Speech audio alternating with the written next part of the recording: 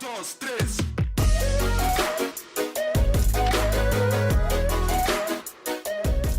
Good afternoon, everyone. Good afternoon. For those who don't know me, my name is Mr. Patrick Sheard. I am the program coordinator for one of our talent search programs here at FASIA. I will be your staff moderator today. I am joined by the lovely Mila McKinney. Okay, and today we have the pleasure of interviewing our special guest, the founder and CEO of Bellaartistry, Miss Asiann Jackson. Asiann is a professional makeup artist. Okay, go. Asiann is a professional makeup artist with over a decade of independent experience and more than 17 years in the beauty industry. She began her journey working with various cosmetic brands where she honed her skills and developed a deep passion for makeup artistry. Guided by faith and taking a bold leap of courage, Asiann left her 9-to-5 and pursued her dream full-time, where she eventually graduated from Tricoci Beauty College. Specializing in bridal and photography makeup, Asiann has built a thriving, loyal clientele through prayer, perseverance, and dedication. When she is not behind the brush, Asiann is a proud mom of two who loves exploring museums, trying out new restaurants, and finding ways to recharge and stay grounded in her busy, busy life. Everyone, please join me in welcoming Miss Asiann Jackson. Thank you, Miss Asiann, for joining us today. Thank you for having me. Thank you. So now this CEO chat is going to be a little bit different, as you all can see. Miss Asiann agreed to do a nice natural look on the lovely Mila here. So Miss Asiann, what are we going to do today? Give us a little rundown. Well, see, since it's been so hot outside, I am just going to do like something soft. Thank you. A little natural look, like a quick beat, something where you're not going to feel like your makeup is melting off. So we just going to take the beauty and just enhance it. Awesome, amazing. Now, let's go ahead and get this first question underway while you prepare. What inspired you to start Bellaartistry, and what is the process like from idea to launch? So what inspired me, actually, I was working for a lot of different cosmetic companies, and it was retail. And like you said, I have 2 children, and at the time they were really small. And I wasn't spending a lot of time with them because if any of you have jobs and you work retail, you know what closing is like. Mm-hmm. And so they were in school during the day. I was closing at night, so I didn't have time with my baby. So I'm like, what can I do to like have more time with them? And I just started praying about it, and when I got released to quit my job, of course I was really nervous, but it was like the best thing I could have did. Nice. So yeah. So what was that process like from idea to launch when you started Bellaartistry? From idea to launch, I didn't have any social media. And at first, like way back then, like 10 years ago, word of mouth was really powerful, and it still is. So that's another thing. So you want to work on like whatever business you go into, customer service is important. But what was it again? You said from idea to launch. Yeah, so what was the process like from idea to launch? So from idea to launch, like I really just had to get a social media page. I had to work on my professionalism, my time, being timely with people because I wanted people to have a great experience. So I had to get all of these things in mind to kind of like hone in on how I wanted my business to go once it got up and running. Nice, amazing. So the name Bellaartistry, I was wondering where exactly did that name spawn from, and what does it mean to you? So Bellaartistry, Bella means beautiful in Italian language. So I felt like my artistry was really pretty, and so I've just put it together, Bellaartistry, and it means a lot to me because I take it seriously what I do. I always try my best on each and every face that I work on because I feel like my name is on that face. So yeah, I just want it to be beautiful artistry each and every time I do a face. Awesome. Now, before I toss it to Mila, I want to ask you one more question. Okay. Can you tell us the moment early on when you realized that Bellaartistry had real potential? The moment that I realized that Bellaartistry had real potential is when I started booking a lot of wedding parties. And I was like, oh, so makeup really is a lucrative business if you take it seriously. And people are always going to take you as serious as you take yourself. So I really just began to make it into a business, not just a hobby, and work hard at it. Like even when I didn't feel like practicing, like I would just do a face and work on myself, watch YouTube videos, like do whatever it was that I could to make sure that my business, once it got up and running, it was going to be successful. Awesome. Now, I can't wait to see how this process starts to unfold. So, Mila, you want to take the mic here, let Miss Asiann get started here? Okay. And Mila, you got some questions you want to ask her? I do. I have a lot, actually. Okay, so Miss Keely sent me your Instagram page, right? So I was scrolling through it, and I was just wondering, like, where do you find your inspiration for your looks and brand? Well, do I need the mic? Okay. Or if you wanted to project, whatever is easiest. I think it can kind of pick up the audio, yeah? Okay. So because I'm probably just going to work as answering questions as I work. So what I'm going to, now what was the question again? Where did I get my inspiration from? Honestly, I kind of go off of what the client wants and what their needs are, what I see that they are comfortable with. I always ask before I start doing anybody's face, I'm like, what kind of look did you want today? Because I never wanted to just be all about me, because we might have two totally different ideas in mind for what it is you want, you know. So I always try to focus on what the client wants. So my inspiration comes from the person in my chair. Amazing. Mila, you got another question you want to ask? Okay. This is my other question. So I plan to start my own business when I grow up. Okay. And I was wondering how you balance the fun and creative side of what you do with the more structured business side, like making sure your ideas fit into timelines and plans. You have to structure your time by kind of like just putting things in categories, and also like hourly things. Like, okay, when you get up, say like you're off from your business that day.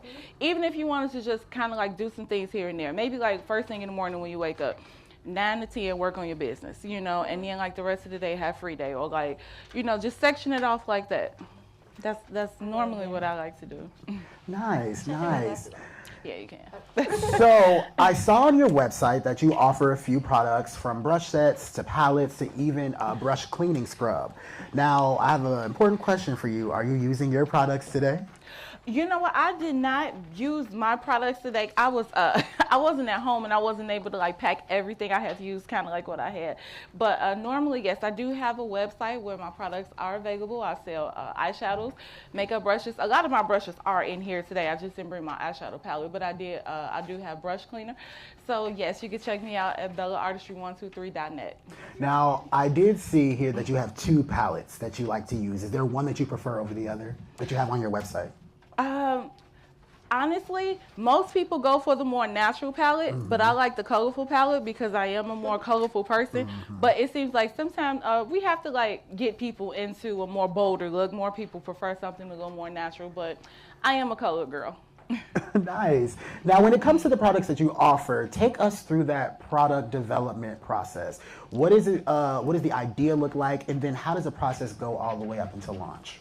Well, the product launch, and also like picking and choosing what I thought was good, it was more so like the pigmentation. Because I know a lot of times like we get eyeshadows and you feel like you're digging through them, and the color palette, the color payoff isn't what you want. So I wanted something that was going to be bold, vibrant, but also long lasting and easy to apply. So once I found those type of palettes, that's the one that I went with, and that's what I launched. Nice, nice. And my next question, I don't know if you can really tell us this yet, but do you have any new products that you are planning on debuting soon, or do you have any product ideas you're cooking up with? So I do have some product ideas that I'm cooking up with. As far as launching them, it is a process because you don't want to just put anything out there. So it is work that goes into picking and choosing which product you want to launch. So I do have some stuff cooking up. Okay. Yeah, but it is just a process of picking what I feel would be the best quality product for my clients. Now, out of the products that you do offer on your in your line, is there one that you say, my clients have to get this? This is the one I would recommend. All y'all need to run to the store and get this. Yes, so it would be the natural eyeshadow palette because I feel like it's easy to work with. You can start off with a more natural look, and then like build your way up to color. So I would say the more natural eyeshadow palette. Nice, Mila. All right, so since we're talking about your business, I was just wondering what challenges you faced in starting and running your own business, and how'd you push through them? So the challenging part of any business, I say this all the time, the best part of an experience is people. The worst part of an experience are people. So you just have to kind of like roll with the punches. You have to keep a calm demeanor, and because like people, sometimes what you deem is not a problem, other people might see as an issue. So you really have to kind of like hone in on your people skills and customer service skills. Nice. Now, let's, again, I'm so enthralled and want to see what the work is like. Now, go ahead and take us through this process. So what's the first step that you're about to do right now? So what I am doing, since it is so hot outside, like I said, I'm not going to do like the structured brow like we see on YouTube and everything. But right now, what's popular is the more laminated brow. So I do have like a spoolie. You just get like the edge of a little, you can get these from the beauty supply store. Mm-hmm. And what I'm doing is taking a little bit of edge control, and I am just going to brush her brows up. And I know like if you're into makeup, you've seen this before. So you just want to kind of like brush the brows up and then brush them over just to give them like a more laminated look. And in the summertime, I feel like it makes it look neat. It still looks in place without so much product on it, because you don't want to use a lot of product. Because you don't want, the minute you start sweating, you don't want stuff dripping all down your face. Yeah. And that's just edge gel? That is just edge control, yes. And so then what I'm going to do is take a little bit of concealer just to smooth out the look of the eye, and I'm just going to dab a little bit on there. So you want to take a concealer that's probably about 1 to 2 shades lighter than your natural tone, just to give it a little highlight. I'm going directly up under her brow. And I am just smoothing this concealer all over. And what I'm doing is just like tapping and patting that in, just so it will blend evenly. Now, as you're doing this, I have a question. Was there any artists that you followed as you were growing up, like magazines that you read consistently to get inspiration for looks? So what's funny that you asked me that, it was a magazine, I think it was Hype Hair. Back in the day, it was a magazine called Hype Hair, and my aunt used to do hair, and I was sitting in her basement, and it was a picture of, you all probably don't know this group, but Total. And one of the girls had a really pretty makeup look. I tore the page out and took it home and pasted it on my mirror, and I just said every day, I tried to duplicate that look. Nice. Mila, question? Okay. So, who was your first celebrity client, and were you nervous? My first celebrity client was Val Warner. Oh.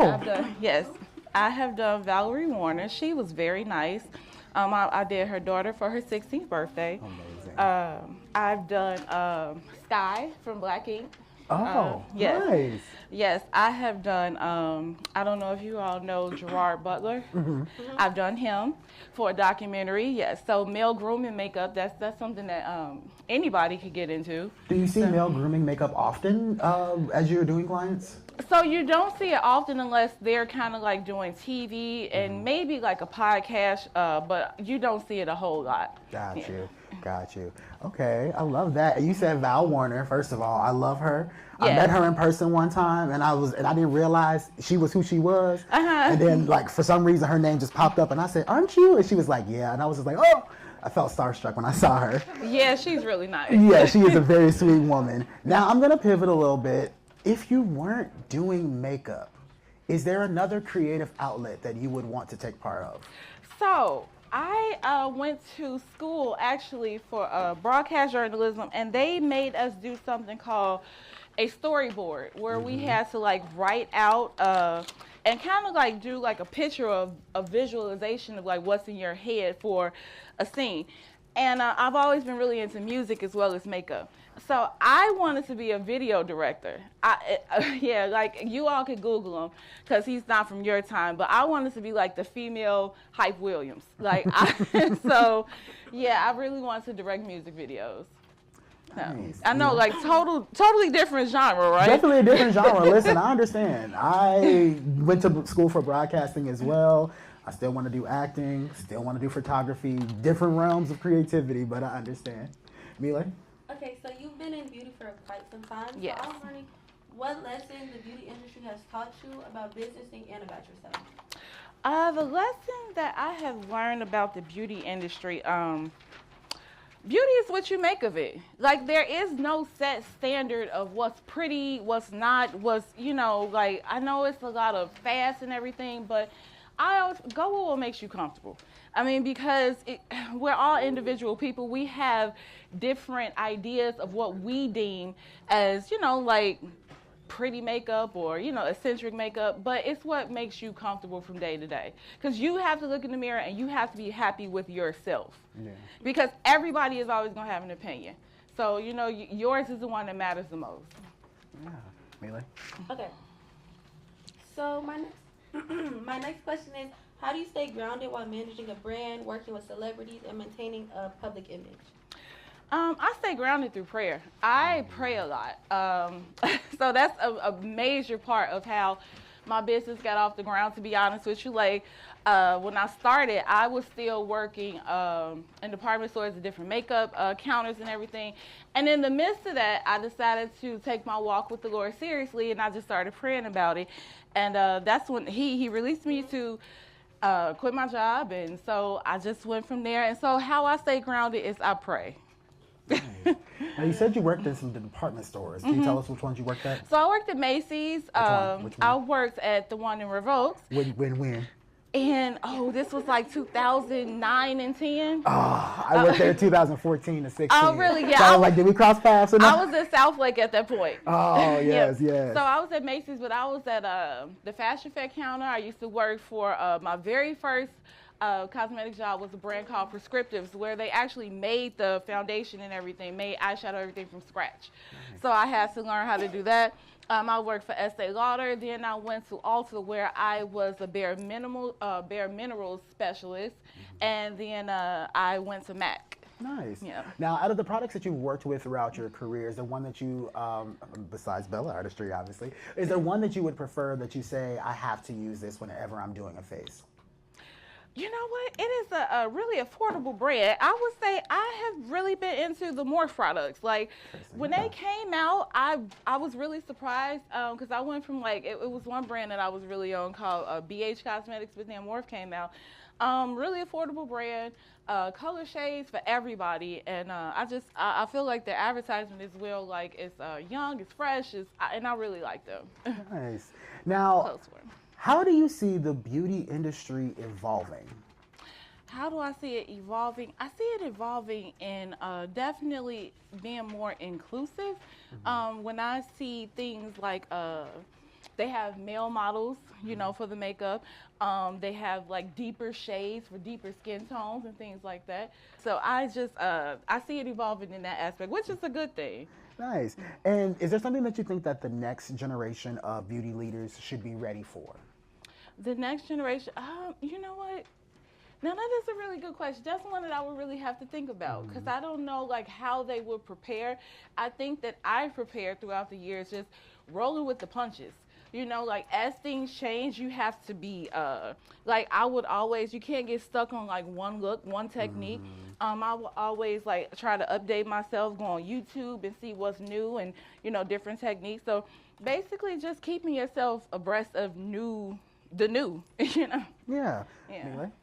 Okay, so right now the UB students are taking a class on monetization and branding and all that, and I was looking on your page, right? Mm-hmm. So I was wondering what made you put yourself out there onto a social media platform, and how did you grow your following, and what do you think sets you apart from others in your industry? So, start from the top again. What was the first question? Sorry. What made you put yourself out there and promote yourself on What social made media? me put myself out there? Actually, I have a cousin. Her name is Alexis because I was so anti-social media for a second. And she said, well, if you're doing makeup and everything, you have to work your way to social media at some point. Close for me.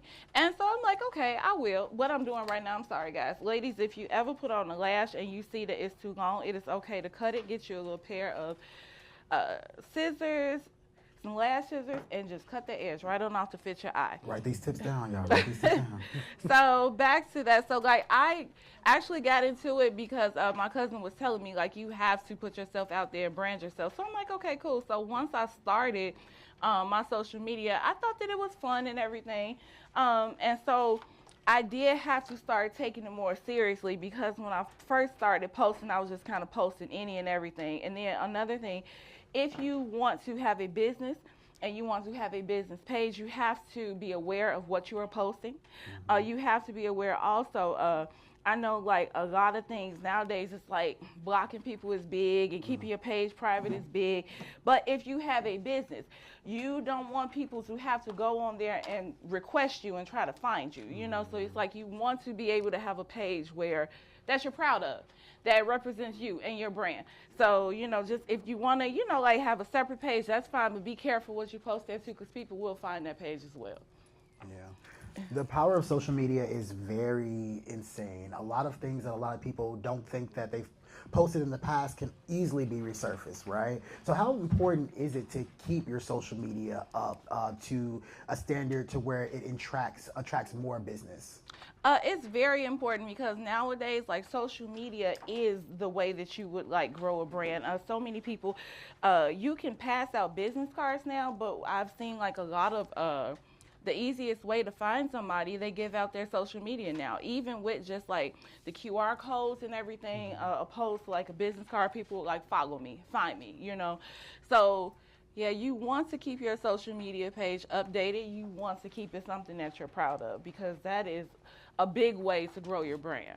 Now, for Bellaartistry, can people book via social media or do they have to go via your website? So either or. So I try not to make it really hard for people to find me. So you can either DM me or just message me. I have my email and everything posted, or my phone number. You can just directly text me. So I'm not hard to find at all.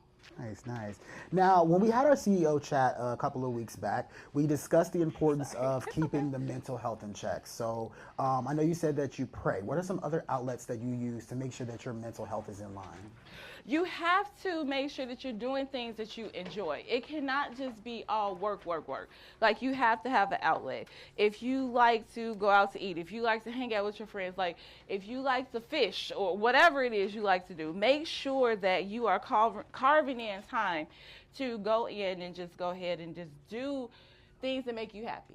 You have to have that mental capacity because if you don't, if you just feel like it's just work, work, work, it begins to be a chore for you. And most of the time, like when you start your own business, you're going into something that you love. And when you're doing something you love, you never ever feel like you're working.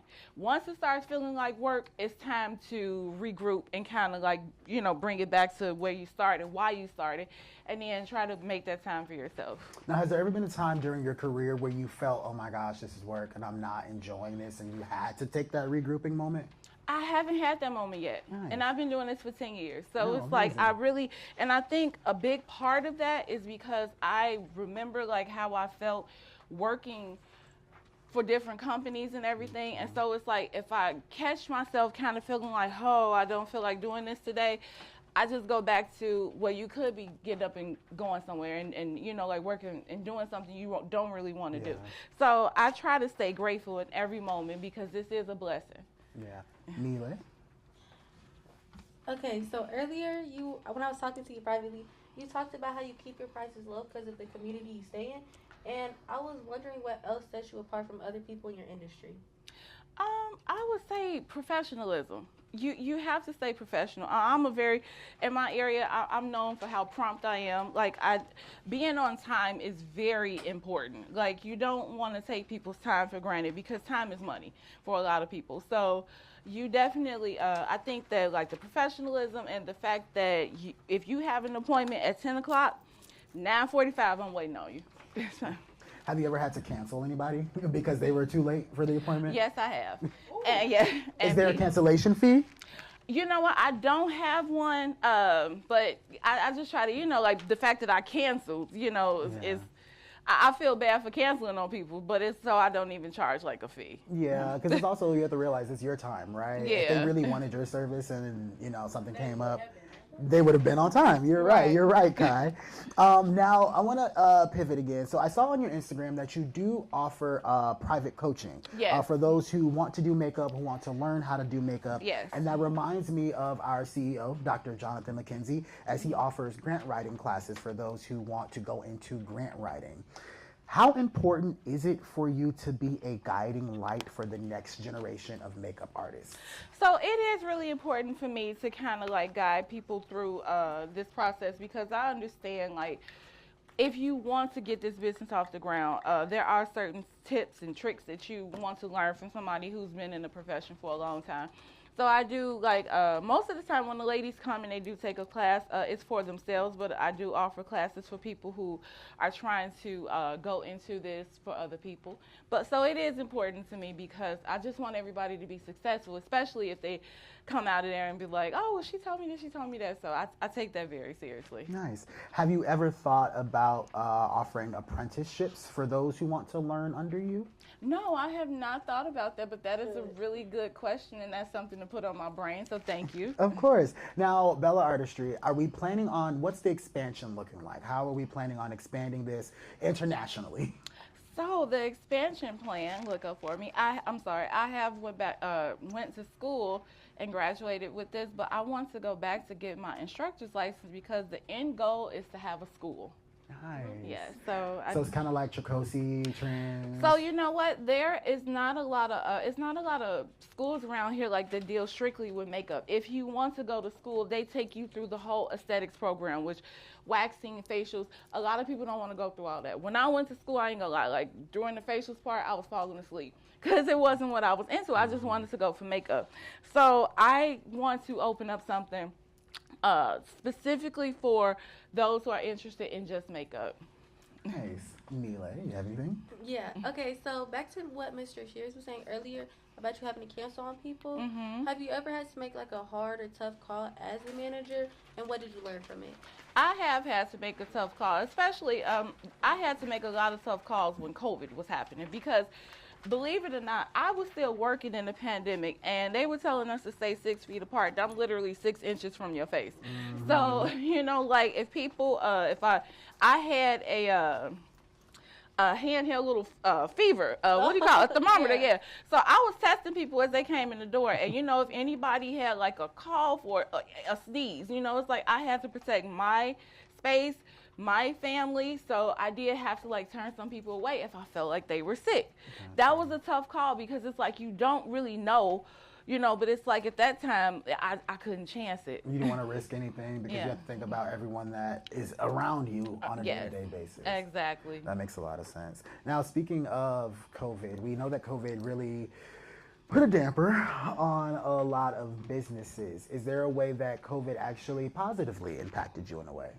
So COVID impacted me in a positive way, because I was actually doing a lot of, look up for me, I'm sorry, maternity makeup, like maternity pictures, gender reveals and things like that. So it's like that was all I had, the material that I had. So people kind of was like, oh, she does that. So ever since then, I mean, like people who've been coming to me, you know, for maternity picture stuff. So I just got a whole new clientele of that type of makeup. So yeah, it affected me positively in that way. And people don't think that COVID, we saw COVID as something that closed the world down. It caused a lot of businesses to suffer, but people don't think about the positives that happened with COVID. A lot of people who are creatives got the opportunity to be able to express themselves in different ways, right? Right. So you guys heard, this is a new opportunity was offered. Okay, Mila, do you have any more questions you want to ask? I do. Okay. So what's one decision or risk you took that really paid off in your career and your business?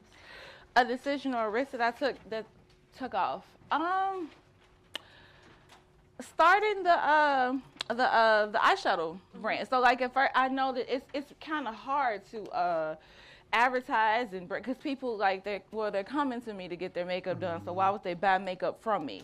And that was one of my biggest fears. I'm like, oh, it's not gonna really be successful because of that reason.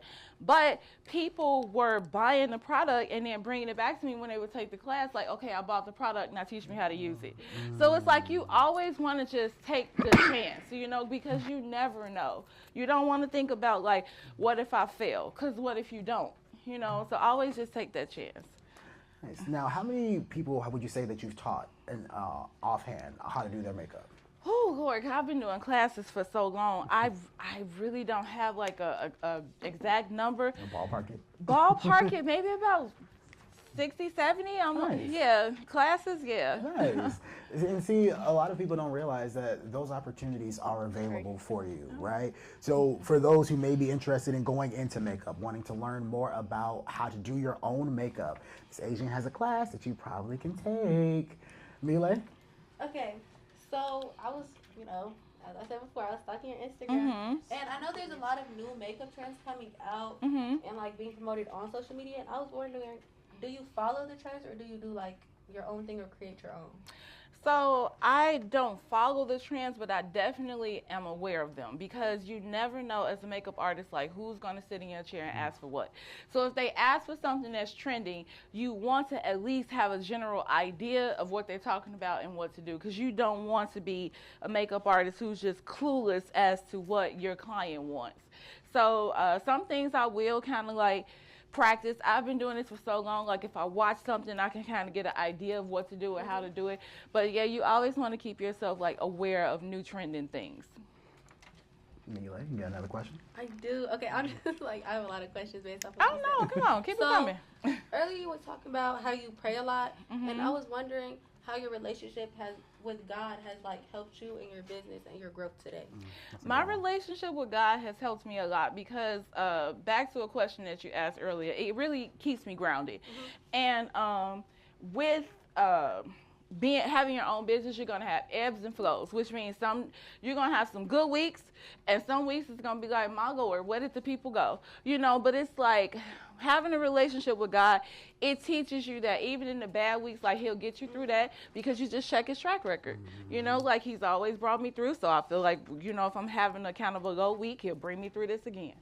Yeah, yes.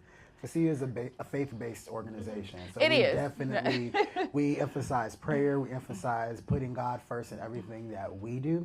But I do have a question for you, and you may have to think about this a little bit. Okay. Out of everything that you've done in your career, do you have any regrets? Do I have any regrets? That I didn't start this sooner. Yeah, because I feel like I had some things in my life that were kind of like holding me back. But once I let that go, you know, like it was like everything just took off in the right direction. So it's like if you ever feel like a person, a place, anything that's holding you back, if it's in your power, get rid of it, because it's like a ball and chain, you know, and don't be scared, because fear will have you stuck. Fear will have you feeling like, I can't move forward. What if this was that? Like you have everything that you want is on the other side of what you fear. So just do it scared, do it tired, do it hurt, just do it, because you never know, you know, like just to share something personal, I went through a very painful divorce, but this kept me busy. So it's like you have to just, you know, work through that and everything, because whatever you're going through, you won't be the first person it happened to. You definitely won't be the last, you know. So if you're going to feel any type of way, try to have a peace about it. Nice. Amazing. Mila, you have any last questions you want to ask? Okay, my last question for you today is, okay, so I'm bringing this up because I know a lot of students struggle with this, and you've been friends with Miss Keeley for a long time. You know, she's amazing. So how important is the people you surround yourself with? Oh, that's very important. Your circle is very important, because you want to vent. You can't hold everything inside, you know. And I mean, like, yes, we pray, but he puts people here people need people. So, you know, you don't want to go to somebody, a friend, and you're venting into, and they make it worse. Like, that's the worst type of person. So, you know, keep people around you that's going to uplift you. And you know what else?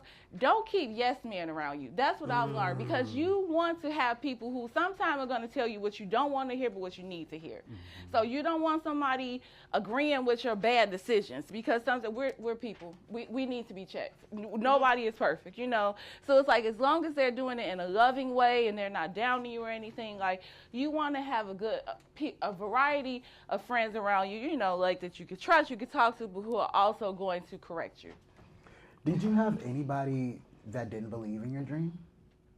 That was in your circle? Yes, I did, and we are no longer friends. Okay. You had to chop them off.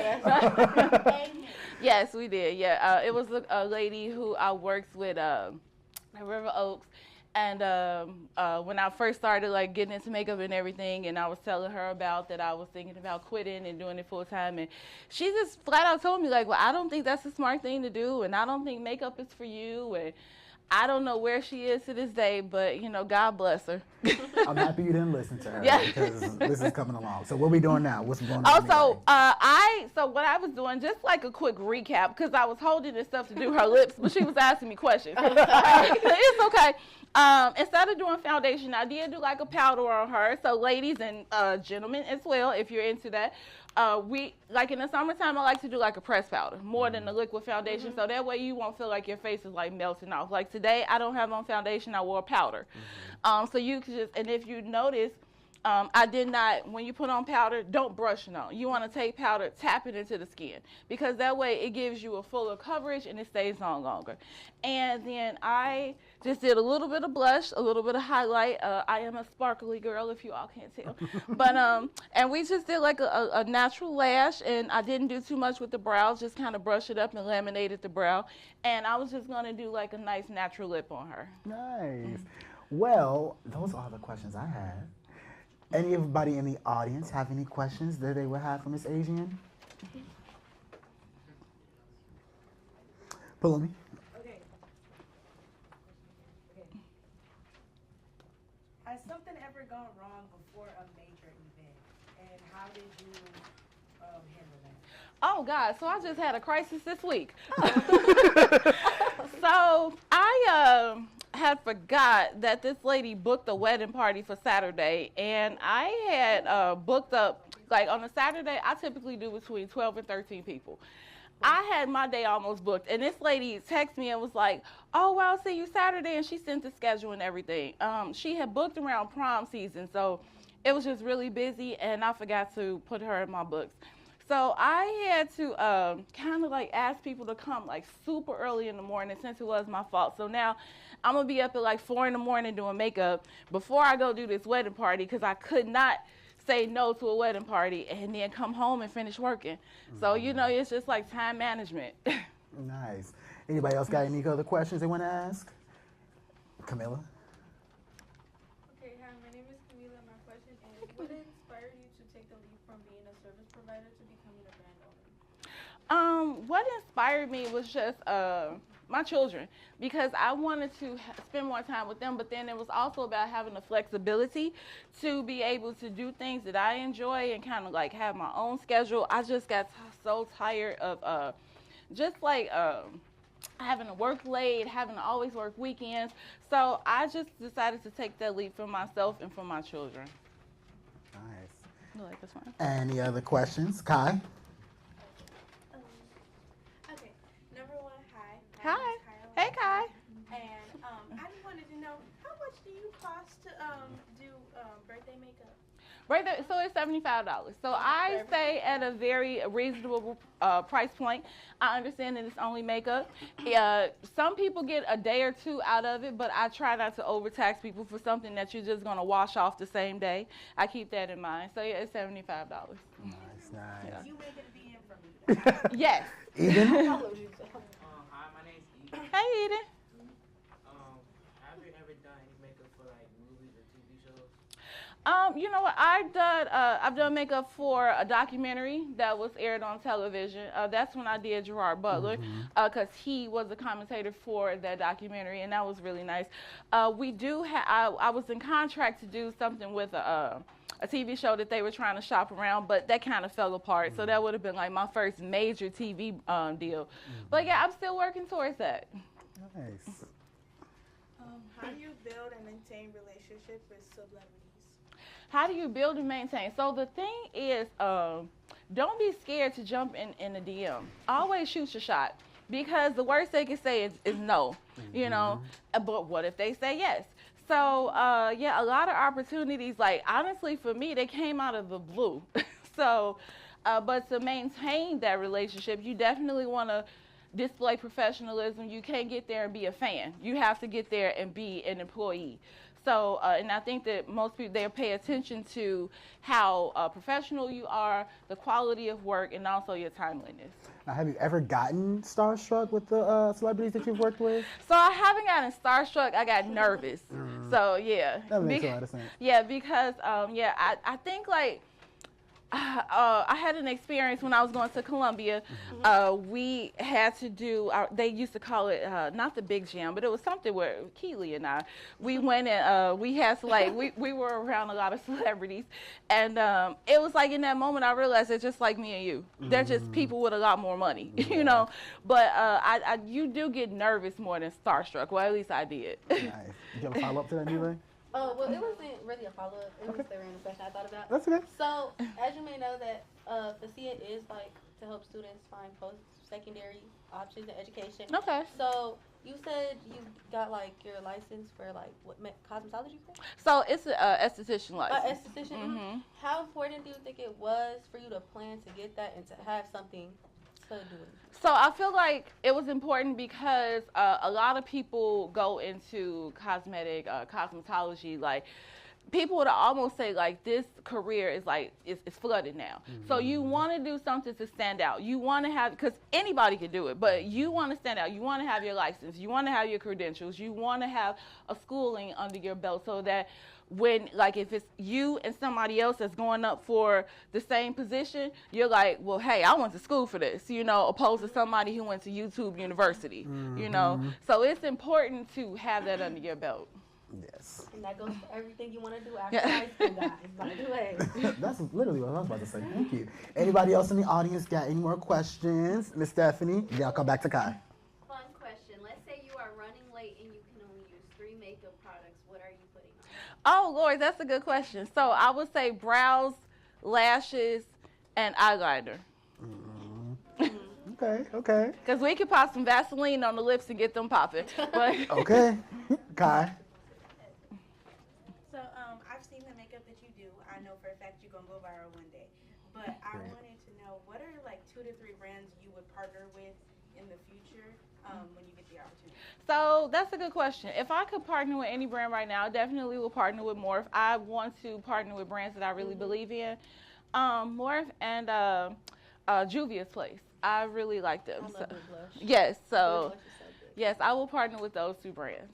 Nice. I saw Miss Keely, you had a question from I Asiann? was going to ask you, can you talk about the importance of preparing while in high school till now? Because you mentioned how we worked at WGCI when we were in high school, and that's how we got to meet celebrities. But can you talk about the importance of how we even got that job and what it means to you now? Yes, so how we even got into that, I was going to school. So college may not be for everybody, but I would say at least like go to a trade school or something, because you get a lot of opportunities from being in school or going to a beauty college, because you never know who you're going to meet.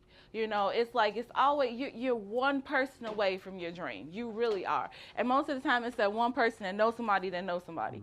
So yeah, so when I was interning at Columbia College, one of the teachers there, she worked for WGCI, and she took a liking to me. We spoke often, and she asked me, did I want to intern at GCI and do the Big Jam event? And so then she asked me, did I have a friend that I trusted, you know, that I could come in and would be professional and everything, because we were amongst a higher clientele.